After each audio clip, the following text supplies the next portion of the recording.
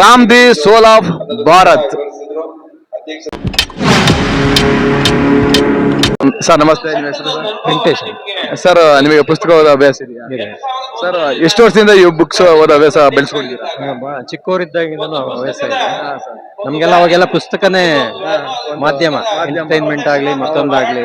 ಈಗೆಲ್ಲ ಟಿವಿ ಅದೆಲ್ಲ ಆಮೇಲೆ ಶುರು ಆಗಿದೆ. ಹಾಗಾಗಿ ಪುಸ್ತಕದಷ್ಟು ಖುಷಿ ಕೊಡೋದು ಇನ್ಯಾವ ಮಾಧ್ಯಮನೂ ಇಲ್ಲ ಅಂತ ನನ್ನ ಅಭಿಪ್ರಾಯ. ಪುಸ್ತಕ ಇರ್ಬೋದು, ಸಿನಿಮಾ ಇರ್ಬೋದು, ಸಂಗೀತ ಇರ್ಬೋದು. ಈಗೇನು ಮಾಡರ್ನ್ ಆಗಿ ಬಂದಿದಿಲ್ಲ, YouTube, I mean media, I mean sir ಈಗ ಡಿಜಿಟಲ್ ಮೀಡಿಯಾ, ಅದು ಅದ್ರ ಸುಖ ಕೊಡಲ್ಲ, ಖುಷಿ ಕೊಡಲ್ಲ ಅಂತ ಅನ್ಸುತ್ತೆ. ಸರ್ ನಿಮ್ಗೆ ಯಾವ ಲೇಖಕರು ತುಂಬಾ ಇಷ್ಟ ಸರ್? ಭೈರಪ್ಪನವ್ರದ್ದು ಆಲ್ಮೋಸ್ಟ್ ಎಲ್ಲ ಓದಿದೆ. ನನ್ನ ಮಗನೂ ಒಬ್ಬ ಲೇಖಕ, ನಾನು ಸಾಫ್ಟ್ವೇರ್ ಇಂಜಿನಿಯರ್. ಒಂದು ಇಂಗ್ಲಿಷ್ ಪುಸ್ತಕ Ram the soul of Bharat ಅಂತ, ಅದು ಪ್ರಕಟಣೆ ಆಗಿದೆ. ಅವನಿಗೂ ಅದನ್ನ ಹವ್ಯಾಸ ಇದೆ. ಸರ್ ನಿಮ್ಮ ಮಗನ ಮೀಟ್ ಆಗ್ಬೋದಾ? ಖಂಡಿತ. ಯಾಕಂದ್ರೆ ಅವ್ರದ್ದು ಇಂಟರ್ವ್ಯೂ ಮಾಡೋಣ. ಆಕ್ಚುಲಿ ನಾನು ಶಿವಮೊಗ್ಗದಲ್ಲಿ ಒಬ್ರದ್ದು ಮಾಡಿದ್ದೀನಿ. ಬುಕ್ಕಿಕಿ ದುನಿಯಾ ಅಂತ ಒಂದು ಬುಕ್ ಸ್ಟಾಲ್ ಇಟ್ಟಿದ್ದಾರೆ ಬಸ್ ಸ್ಟ್ಯಾಂಡ್ ಕಡೆ ಮೇಲ್ಗಡೆ. ಅವ್ರೊಂದು ಇಂಟರ್ವ್ಯೂ ಮಾಡ್ಕೊಂಡ್ ಬಂದಿದ್ದೀನಿ. ಅವರು ಕೂಡ ಆತರು, ಅವರು ಕೂಡ ಬರೀತಾರಂತೆ.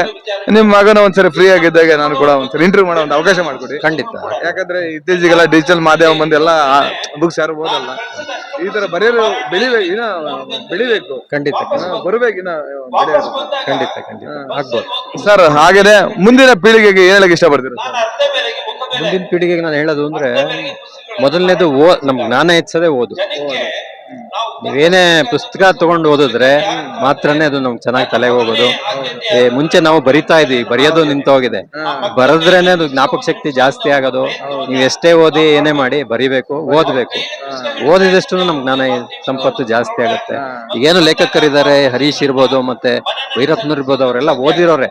ಚೆನ್ನಾಗಿ ಓದಿ ಜ್ಞಾನ ಜಾಸ್ತಿ ಆಗಿದೆ. ಬಿಟ್ರೆ ಸುಮ್ನೆ ಅಲ್ಲಿ ಇಲ್ಲಿ ನೋಡಿದ್ರೆ ಖಂಡಿತ ನಮ್ಗೆ ಅನುಭವ ಸಿಗಲ್ಲ. ಸರ್ ಈಗ ನಮ್ ತುಮಕೂರಲ್ಲಿ ಪುಸ್ತಕದ ಸಂತೆ ಅಂತ ಕಾರ್ಯಕ್ರಮನ ಹಮ್ಮಿಕೊಂಡಿದ್ದಾರೆ. ಇದ್ರ ಬಗ್ಗೆ ನೀವೇನಕ್ಕೆ ಇಷ್ಟಪಡ್ತೀರಾ? ಅಂದ್ರೆ ಈ ಪುಸ್ತಕ ಸಂತೆ ಒಂದು ಒಳ್ಳೆ ಒಂದು ಅವಕಾಶ. ಯಾಕೆಂದ್ರೆ ನಾವು ಪುಸ್ತಕ ಓದೋದೇ ಕಮ್ಮಿ ಆಗ್ಬಿಟ್ಟಿದೆ. ಅಂತದ್ರಲ್ಲಿ ಹುಡುಕೊಂಡು ಹೋಗಿ ಅಂತೂ ನಾವು ತಗೊಳಲ್ಲ. ಇಲ್ಲಿ ಬಂದಾಗ ಆಮೇಲೆ ಎಂತೆಂತ ಪುಸ್ತಕ ಬಂದಿದೆ, ಯಾವ ಪುಸ್ತಕಗಳನ್ನ ಓದ್ಬೋದು, ಅದೊಂದು ಅರ್ಥ ಆಗುತ್ತೆ. ಆಮೇಲೆ ನಮ್ಮ ಅದ್ರ ಬಗ್ಗೆ ಒಂದು ನಾಲೆಡ್ಜ್ ಇಂಪ್ರೂವ್ ಆಗ್ತಾ ಹೋಗುತ್ತೆ. ಆಮೇಲೆ ಅವಕಾಶ ಸಿಗುತ್ತೆ. ನಾವು ಬೇಕಾದ ಯಾವ್ದೋ ಪುಸ್ತಕ ನಿಮ್ಗೆ ಸಿಕ್ಕಿರಲ್ಲ, ಅದು ಇಲ್ಲಿ ಸಿಗುತ್ತೆ ನಿಮ್ಗೆ. ಅದೊಂದು ಅವಕಾಶ ಇದೆ. ಇದು ಬಹಳ ಒಳ್ಳೆ ಕೆಲಸ ಮಾಡಿದ್ದಾರೆ ಶ್ರೀನಿವಾಸ್ ಅವ್ರಿಗೆ, ಅವ್ರ ತಂಡಕ್ಕೆ ಖಂಡಿತವಾಗ್ಲೂ ನಾವು ಧನ್ಯವಾದಗಳನ್ನ ಹೇಳ್ಬೇಕು. Thank you so much.